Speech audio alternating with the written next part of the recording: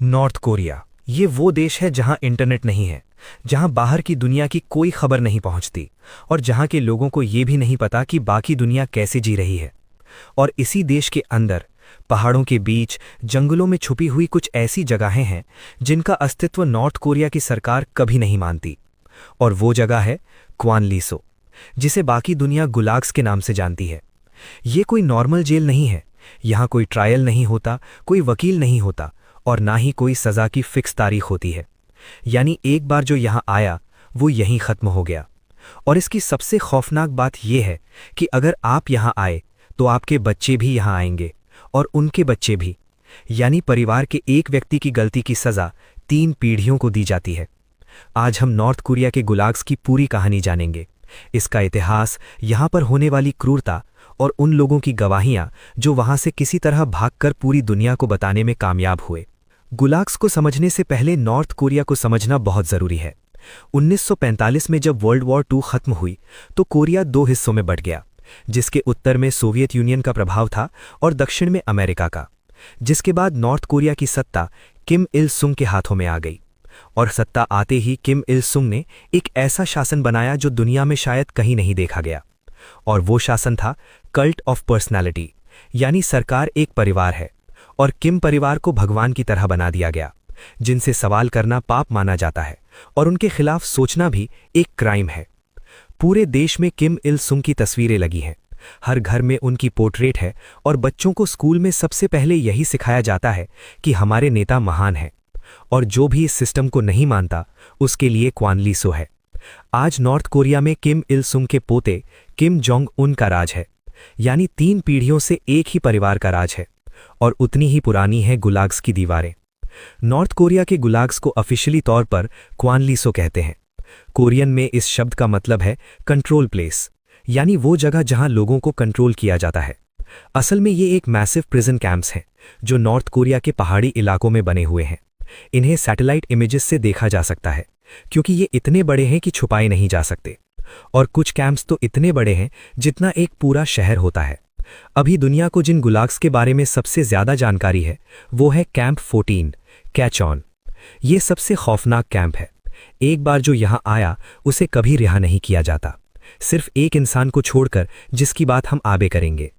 फिर आता है कैंप 15 योडक। ये थोड़ा कम क्रूर है, सिर्फ इसलिए कि यहाँ से कुछ कैदी इवेंचुअली रिहा किए जाते हैं। सर्वाइवर्स की ज्यादातर गवाहियां इसी कैंप से आती हैं। इसके बाद है कैंप 16 और कैंप 25। ये कैंप्स इतने सीक्रेट हैं कि इनके बारे में बहुत कम जानकारी है। सैटेलाइट इमेजेस में दिखते हैं पर अंदर क्या होता है ये कोई नहीं जानता।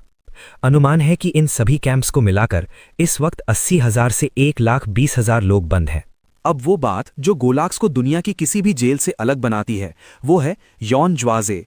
ये कोरियन शब्द है जिसका मतलब है गिल्ट बाय एसोसिएशन, यानी आपके परिवार का कोई एक भी सदस्य अगर अपराधी घोषित हो गया तो पूरे परिवार को अपराधी माना जाता है।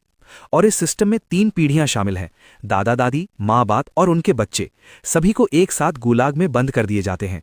ये पॉलिसी किम इल संग के ज़माने से चली आ रही है।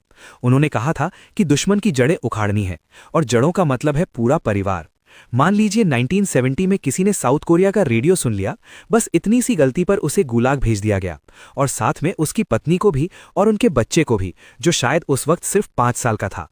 वो बच्चा गुलाग में ही बड़ा हुआ, वहीं उसकी शादी भी हुई क्योंकि गुलाग में शादी भी होती है, और फिर वहीं पर उसके भी बच्चे पैदा हुए और वो बच्चा जो कभी बाहर की दुनिया नहीं देखा। यानी 3 पीढ़ियां एक ही जगह एक ही सजा काटती हैं, वो भी बिना किसी गलती के। कैंप 14 से आज तक सिर्फ एक ही इंसान बाहर निकला है और उसका नाम है शिन डोंग ह्युक। शिन का जन्म कैंप 14 में ही हुआ था। उसे बाहर की दुनिया का कोई अंदाजा नहीं था। उसे ये पता ही नहीं था कि कैंप्स के बाहर भी कोई जिंदगी होती है। उसके लिए गुलाग ही उसकी पूरी दुनिया थी। जब वो 14 साल का था तो उसने अपनी माँ और भाई को एस्केप की प्लानिंग करते हुए सुना और उसने ये बात गार्ड्स को जाकर बता दी। मगर क्यों?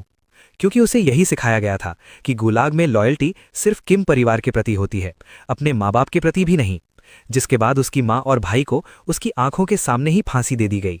शिन को इस बात का अफसोस था, पर उस वक्त नहीं, वो तो बाद में हुआ। जब वो भागा, जब उसने दुनिया देखी, तब उसे एहसास हुआ कि उसने क्या किया था। 23 साल की उम्र में शिन भागने में कामयाब हुआ, जहां से पहले वो चाइना गया, फिर साउथ कोरिया और फिर वहां से अमेरिका।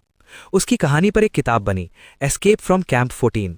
शिन उन चंद लोगों में से है जिसने गुलाग जैसी जगह देखी और बाहर आकर पूरी दुनिया को बताया। गुलाग के अंदर की जिंदगी नर्क से भी बदतर होती है। सर्वाइवर्स की गवाहियों से जो तस्वीर उभरती है वो दिल दहला देने वाली है। गुलाग में कैदियों को हर रोज 12 से 16 घंटे तक काम करवाया जाता है और खाना दिन में सिर्फ 2 बार, वो भी मुट्ठी भर कॉर्न और कुछ नमकीन पानी। इतना कम कि शरीर धीरे धीरे टूटने लगता है। सर्वाइवर्स ने बताया कि भूख इतनी होती है कि लोग चूहे, घास, कीड़े जो भी मिले खा लेते हैं। कैंप में जब 2 कैदी शादी करते हैं तो उनके बच्चे भी कैंप में ही पैदा होते हैं। इन बच्चों को स्कूल नहीं जाने दिया जाता है और ना ही इन्हें बाहर की दुनिया का कोई ज्ञान दिया जाता है। अगर कोई काम में ढीला पड़ा या किसी ने भागने की कोशिश की या किसी ने कोई रूल तोड़ा तो उसे सजा तुरंत मिलती है।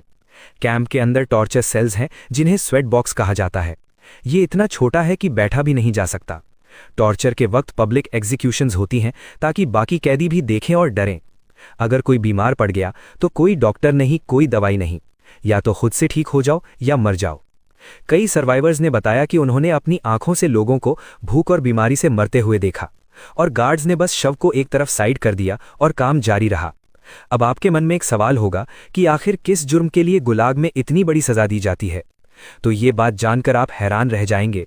नॉर्थ कोरिया में साउथ कोरिया का कंटेंट देखना सबसे बड़ा क्राइम है। अगर किसी के पास साउथ कोरियन ड्रामा की यूएसबी मिल गई तो वो सीधे गुलाग जाएगा। बाइबल या कोई भी रिलीजियस टेक्स्ट रखने पर नॉर्थ कोरिया में रिलीजन ऑफिशियली बैंड है। अगर किसी के घर में बाइबल मिला तो उसे भी गुलाग भेज दिया जाता है।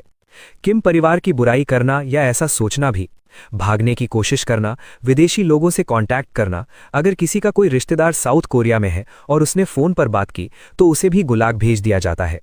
बिना परमिशन के दूसरे शहर जाने पर भी। नॉर्थ कोरिया में ट्रैवल के लिए भी गवर्नमेंट परमिशन चाहिए होता है।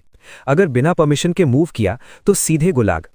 यानी ऐसी कोई भी बात जो दूसरे देशों में बिल्कुल नॉर्मल बात है, लेकिन नॉर्थ कोरिया में उसके लिए आप और आपका पूरा परिवार गुलाग में जा सकता है। 2011 में किम जोंग इल की मौत के बाद उनके बेटे किम जोंग उन सत्ता में आए। उस वक्त दुनिया ने सोचा कि शायद ये युवा नेता कुछ बदलेगा, लेकिन ऐसा कुछ भी नहीं हुआ। किम जोंग उन ने गुलैग्स बंद नहीं किए, बल्कि उसने अपने शासन को और मजबूत करने के लिए उसका इस्तेमाल और बढ़ा दिया। यहां तक कि उसने अपने करीबी लोगों को भी नहीं बख्शा। उसने अपने चाचा जैंग सॉन्ग थैक को, जो उसके मेंटर माने जाते थे, पब्लिकली एग्जीक्यूट करवाया। ये वो नेता है जिसके देश में गुलैग्स जैसी जगहें हैं और दुनिया उससे न्यूक्लियर डील्स की बात करती है, डिप्लोमैटिक मीटिंग्स होती हैं और फोटोज खिंचती हैं। और गुलैग्स की बात, वो तो एजेंडा पर होता भी नहीं है। गुलैग्स आज भी बंद नहीं हुआ है। सैटेलाइट इमेजेस दिखाता है कि कुछ कैंप्स में एक्सपेंशन हो रहा है, यानी और नई बिल्डिंग्स बन रही हैं, लेकिन नॉर्थ कोरिया कभी ऑफिशियली नहीं मानता कि ये कैंप्स एग्जिस्ट करते हैं। यूएन ने कई बार नॉर्थ कोरिया को अकाउंटेबिलिटी के लिए कहा है, पर नॉर्थ कोरिया ने हर बार यही जवाब दिया कि ये हमारा इंटरनल मामला है। अमेरिका, यूरोप, साउथ कोरिया सबने सैंक्शंस लगाए हैं, पर गुलैग्स पर इसका कोई असर नहीं हुआ। क्यों? क्योंकि नॉर्थ कोरिया के पास न्यूक्लियर वेपन्स है, और जब किसी के पास न्यूक्लियर वेपन्स हो तो दुनिया उससे ज्यादा कॉन्फ्रंटेशन नहीं करती। और इस डिप्लोमैटिक गेम में गुलैग्स के अंदर वो लाखों लोग बंद हैं जिन्होंने कुछ किया ही नहीं, जिनके दादा ने शायद कोई गलती की थी, उसकी सजा उसके पोते को भी दी जा रही है। अभी जब आप ये वीडियो देख रहे हैं, उसी वक्त नॉर्थ कोरिया के किसी पहाड़ के पीछे किसी कैंप में एक बच्चा है जिसे नहीं पता कि बाहर की दुनिया में क्या होता है। उसे नहीं पता कि स्कूल कैसा होता है, उसे नहीं पता कि आज़ादी कैसी लगती है। वो बस इतना जानता है कि सुबह उठो, काम करो, खाना खाओ और सो जाओ, और यही उसकी पूरी जिंदगी है। उसके पिता की भी यही जिंदगी थी और उसके दादा की भी।